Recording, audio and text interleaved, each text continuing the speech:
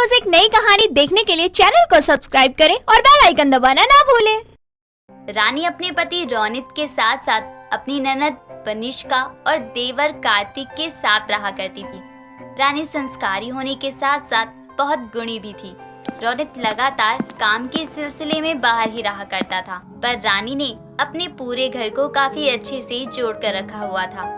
वो अपने देवर और ननद को बिल्कुल बच्चों की तरह प्यार करती थी, इसलिए कार्तिक और वनिष्का अपनी भाभी से बहुत खुश रहा करते थे। ऐसे ही एक दिन सभी खाने की टेबल पर बैठे हुए थे, तभी कार्तिक अपनी भाभी से कहता है, भाभी आज खाने में क्या बन रहा है? हाँ भाभी, एक तो इतनी अच्छी खुशबू आ रही है, ऊपर से बहुत भूख भी लग रही है, इसलिए जल्दी बताओ ना क्या बना रही हो आज। अरे रुक जाओ, इतनी भी क्या जल्दी है। आज तो तुम दोनों की ही छुट्टी है, इसलिए मैंने सोचा कि कुछ अच्छा सा बनाया जाए।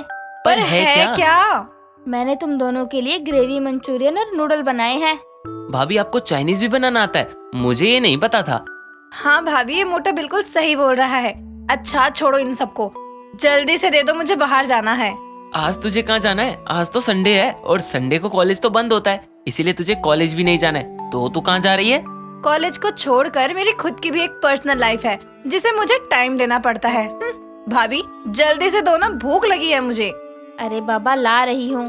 थोड़ी देर बाद रानी उन दोनों को ग्रेवी मंचूरियन और नूडल्स परोसती है।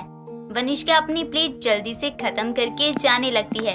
तभी रानी वनिष्का से कहती है, वनिष्का आज तो ऑफ है ना, तो तुम कहाँ जा रही हो? भाभी एक दोस्त है, उसकी पार्टी में जा रही हूँ मैं, जल्दी आ जाऊंगी। दोस्त तो बहाना है, बॉयफ्रेंड से मिलने जाना है। तू तो अपना मुंह बंद ही रख, वरना मैंने अपना मुंह खोला ना तो तू समझ ले। और रही बॉयफ्रेंड की बात, तो शायद मेरी किस्मत में ये है ही नहीं। होगा तो तू पिटेगी नहीं? अच्छा, तू करे तो रास लीला और मैं करूँ तो मुझे मारेगा तू। हाथ लगाकर तो देख, मैं तेरा मुंह ना तोड़ दूं। अरे बाबा क्या हो रहा है, बस करो। वनिष्का तुम अपने दोस्त के पास जाना है ना तुम्हें, तो जाओ, लेकिन समय से आ जाना। कार्तिक तुम अपनी प्लेट फिनिश करो, चलो। रानी उन दोनों की लड़ाई सुलझा देती है और अब वनिष्का भी अपने दोस्त के पास चली जाती है। अगले कुछ घंटों बाद वनिष्का अपने घर आती है। वनिष्का बहुत खुश होती है। उसको इतना खुश देखकर रानी उसके पास आती है और उससे कहती है, वनिष्का क्या हुआ, आज बड़ी खुश लग रही हो तुम, क्या बात है? भाभी सच में मैं आज बहुत खुश हूँ। पता है, आज मेरा दोस्त है ना, उसने मुझसे बहुत प्यार से बातें की। इतने प्यार से तो उसने आज तक कभी मुझसे बातें नहीं की। वैसे वनिष्का मेरे मन में भी एक डाउट है। तुम्हारा जो ये दोस्त है, देखने से वो सिर्फ दोस्त तो नहीं लग रहा, बल्कि मुझे तो तुम्हारा कुछ और ही लग रहा है। नहीं नहीं भाभी, कैसी बात कर रही हो तुम? वो मेरा दोस्त ही है, पर भाभी मैं उसको बहुत पसंद करती हूँ। उसका नाम मोहित है और मैं बहुत अच्छे से जानती हूँ कि मोहित भी मुझे पसंद करता है, पर हम दोनों ही एक दूसरे को प्रपोज करने से डरते हैं, क्योंकि हम दोनों एक दूसरे को खोना नहीं चाहते।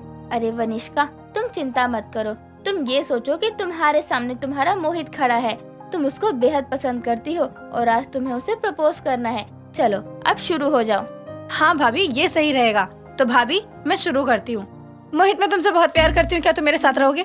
नहीं, मैं तुम्हारे साथ नहीं रहूंगा। क्या भाभी, आपको पता है ना मैं कितनी हेजिटेट हो रही हूँ, और एक आप है कि आप मुझे समझ ही नहीं रही। अरे इसमें समझने वाली क्या बात है? अब अगर तुम मोहित को ऐसे बोलोगी तो वो तुमसे इम्प्रेस थोड़ी ना होगा, और मोहित ही नहीं बल्कि कोई भी नहीं होगा। अरे अच्छे से करो थोड़ा, ये कैसे कर रही हो? अच्छा, मैं एक बार फिर कोशिश करती हूँ। मोहित, मैं तुम्हें काफी समय से चाहती हूँ, एंड मुझे नहीं पता तुम्हें कब से प्यार कर रही हूँ। बस मुझे इतना पता है कि मैं तुमसे बेहद प्यार करती हूँ। मैं जानती हूँ कि तुम्हारे पास बहुत सारे प्रपोजल है, पर फिर भी मैं तुमसे एक बात कहूँगी। वनिष्का प्रैक्टिस कर ही रही थी, तभी कार्तिक वहाँ आ जाता है और वनिष्का को अपनी भाभी का इस तरह हाथ पकड़ बातें करता देखकर वो गेट पर ही खड़ा हो जाता है और उनकी बातें सुनने लगता है। भीड़ हौसला तो देती है, लेकिन पहचान छीन लेती है, और मैं नहीं चाहती कि तुम इन भीड़ का हिस्सा बनकर अपनी पहचान खो दो। इसलिए मैं तुम्हारा साथ हमेशा हमेशा के लिए देना चाहती हूँ। दुनिया चाहे कुछ भी कहे, पर तुम्हारा साथ कभी नहीं छोड़ूंगी। भैया माने ना माने, पर मैं हमेशा तुमसे प्यार करूंगी। I love you. I love you too baby. ये क्या हो रहा है मेरे घर में? ननद भाभी को आई लव यू बोल रही है, तो वहीं भाभी अपनी ननद को आई लव यू टू बोल रही है। जो भी है इनका रिश्ता सही नहीं है। मैं भैया को बताऊंगा इस बारे में। अरे ऐसा नहीं हो सकता।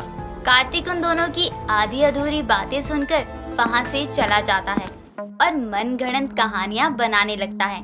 कार्तिक को पूरी रात नींद नहीं आती और अब वो अपने भाई रोनित को फोन करता है और उससे कहता है, हेलो भैया, मुझे आपसे बहुत जरूरी बात करनी है। हाँ बोलो कार्तिक, क्या हुआ? क्या बात करनी है तुम्हें? भैया अपने घर में कुछ अजीब हो रहा है। कुछ नहीं बल्कि बहुत ज्यादा ही अजीब और गलत हो रहा है। मुझे कुछ समझ नहीं आ रहा है, आप बस घर आ जाओ। हाँ कार्तिक, मैं घर आ जाऊंगा, पर ये तो बताओ कि हुआ क्या है? भैया आप बस जल्दी आ जाओ। जब आप यहाँ आओगे तो आपको तभी बताऊंगा। रोनित अपनी बातें पूरी कर फोन कट कर देता है, जिसके बाद वो सो जाता है। अगली सुबह रानी कार्तिक को नाश्ता देती है। तब कार्तिक गुस्से में कहता है, मैं तुम्हारे हाथों का नाश्ता नहीं खाऊंगा। मैं बाहर से कुछ खा लूंगा, पर तुम्हारे हाथों का नहीं खाऊंगा। कार्तिक, पर हुआ क्या है? तुम अचानक ऐसे बर्ताव क्यों कर रहे हो, जैसे तुम मुझसे नफरत करते हो? जैसे नहीं, मैं तुमसे नफरत करता हूँ रानी।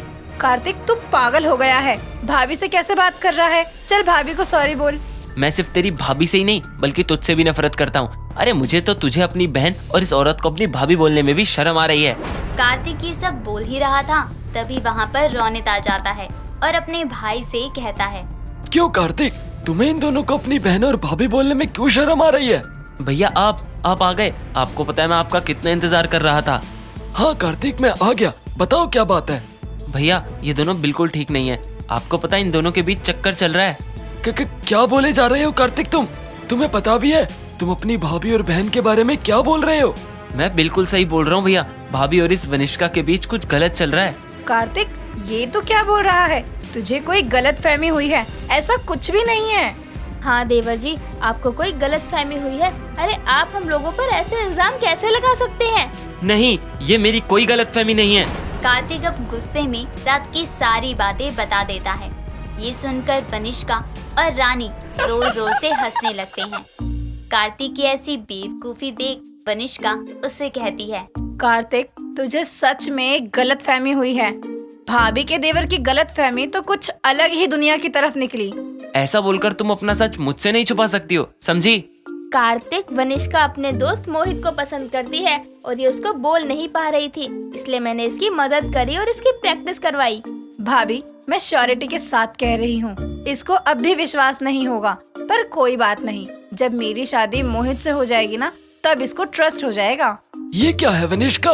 भैया माफ करना, पर मैं उससे सच में बहुत प्यार करती हूँ और वो बहुत अच्छा भी है। एक बार आप मिल लो ना प्लीज। इस तरह वनिष्का मोहित को बुलाती है और अपने भाई से मिलवा देती है। मोहित को देखकर, उसका व्यवहार देखकर रोनित को मोहित बहुत पसंद आता है और वो शादी के लिए हाँ कर देता है। इस तरह अब कार्तिक की गलतफहमी भी दूर हो जाती है। दोस्तों अगर आपको ये कहानी पसंद आई तो इसे लाइक करें, शेयर करें और कमेंट करके बताएं कि कहानी में आपको सबसे अच्छा क्या लगा।